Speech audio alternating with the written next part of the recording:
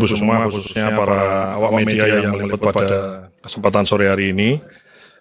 Saya hari ini, sebagaimana tadi sudah dilaksanakan acara pelantikan dan secara resmi telah menjadi Kepala Badan Gizi Nasional yang per hari ini kemudian saya telah aktif. Tentu saja ini adalah amanah besar bagi saya.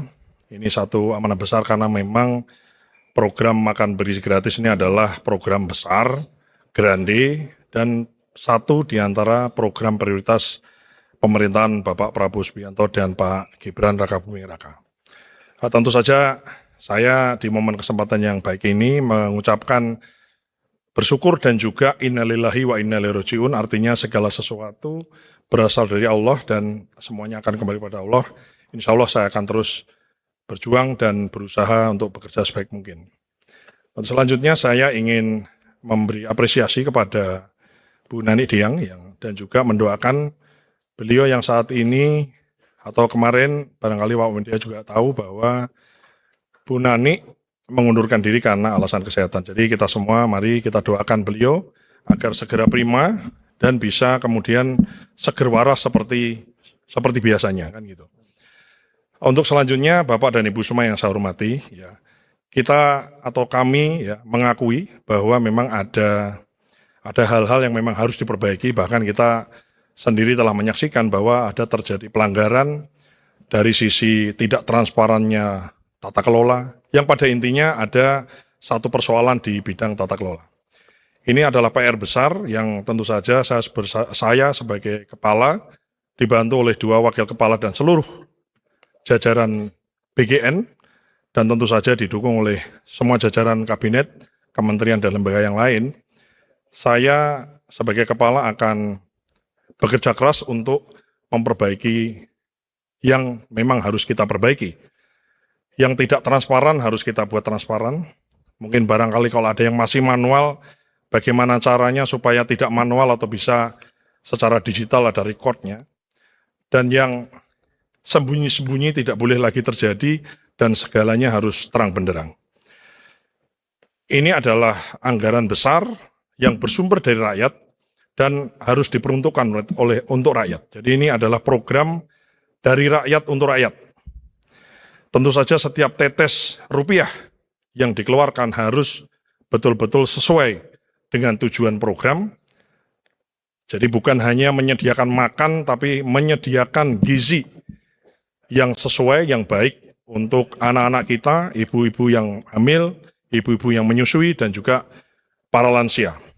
Selain itu, selain penyediaan gizi, tentu saja ada efek positif karena memang background kami dari Wakil Menteri Pertanian adalah bagaimana efek positif dari sisi produktivitas pertanian kita yang terserap dengan lembaga MBG ini, dengan lembaga makan atau program makan bergizi gratis ini. Ini adalah program grande. Saya di beberapa kesempatan menyampaikan bahwa program ini tuh ibarat Pac-Man, jadi apa-apa dimakan. Kalau kita lihat dulu, ada orang mandi-mandi susu, sekarang insya Allah tidak ada lagi. Ada orang buang-buang wortel, insya Allah tidak ada lagi. Ada orang petani buang-buang sayuran, buang-buang bawang, dan lain-lain, insya Allah dengan program ini, maka tinggal urusan distribusi yang kita perhatikan. Salah satunya adalah, mohon maaf mungkin sedikit flashback di Kementerian Pertanian, adalah adanya program pemenuhan telur dan ayam yang tersebar di luar Jawa, karena memang secara distribusi di luar Jawa ini dipandang memang masih kurang dan oversupply di Pulau Jawa. Bapak Ibu semua yang saya hormati, saya di momen kesempatan yang baik ini dan diliput oleh seluruh media ingin menyampaikan bahwa dengan menjadi kepala ini tentu ini suatu tanggung jawab, dan saya ingin menggunakan media ini untuk menekankan secara publik bahwa saya memiliki keluarga, saya memiliki sahabat, saya memiliki teman, rekan, siapapun itu termasuk alumni dan seterusnya. Dan saya ingin menyampaikan bahwa saya sebagai kepala ini, kalau nantinya ada orang misalnya menawarkan jasa, barangkali dengan imbalan, ngaku-ngaku orang saya, keluarga saya, sahabat saya, teman saya, alumni bersama saya, dan lain-lain, yang dirasa tidak sesuai, saya pastikan itu tidak benar. Dan saya minta kepada yang bersangkutan misalnya, itu kemudian dilaporkan kepada pihak yang berwajib. Karena ini betul-betul kita serius untuk menangani perkara ini. Selain itu saya juga ingin menyampaikan kepada seluruh sahabat, keluarga, rekan, dan semua orang yang mengenal saya dan saya juga mengenalnya, yang mencintai saya dan saya juga mencintainya. Minta maaf mungkin barangkali saya tidak kemudian memberikan atensi khusus atau tidak memberikan semacam prioritas kalau yang dibahas adalah seputar pekerjaan. Saya ingin penyelesaian masalah, saya ingin penyelesaian persoalan, follow up dan lain-lain dilaksanakan sesuai mekanisme sistem. Jadi kita bukan lagi trust in person, kemudian kita bicara di ruang-ruang yang remang-remang yang gelap, di private room di restoran, tapi segala sesuatu harus dibahas di ruang-ruang yang terang dan transparan dan dilihat orang. Saya kira penting untuk saya sampaikan. Untuk selanjutnya, Bapak, Ibu semua, publik termasuk juga di sini awak media, saya mohon doa, mohon dukungan, mohon restu untuk kami bersama-sama dengan Wakil Kepala, Bu Arumsari dan Pak Trenggono, beserta seluruh jajaran BGN dan seluruh stakeholder. Di sini ada SPPG, ada SPPI, ada mitra, dan lain-lain. Doakan kami semua untuk bisa amanah dan menjalankan program ini dengan sebaik-baiknya, zero toleran untuk praktek-praktek korupsi dan hengki-pengki dan copet-copetan sebagaimana barangkali ini yang paling dibenci oleh seluruh rakyat Indonesia. Saya di sini meyakinkan bahwa yakinlah bahwa saya di detik ini berkomitmen untuk kemudian kita kerja dengan sebaik-baiknya dan sebersih-bersihnya. Namun kami bukanlah Superman, ya tentu saja kan tidak mungkin saya selesaikan persoalan atau program ini saya selesaikan sendiri. Tentu saja kami beserta dengan semua tim, baik yang aktif maupun barangkali yang juga stakeholder semuanya, kami yakinkan bahwa di momen ini kami mendengar, kami ingin lebih banyak mendengar, ingin kemudian lebih banyak menerima masukan dari semua. Ya, ada barangkali ditemukan hal-hal yang janggal, ada ide-ide baru dan lain-lain, kami siap untuk menerima masukan dan menjadi bahan pertimbangan untuk kami mengambil sebuah keputusan.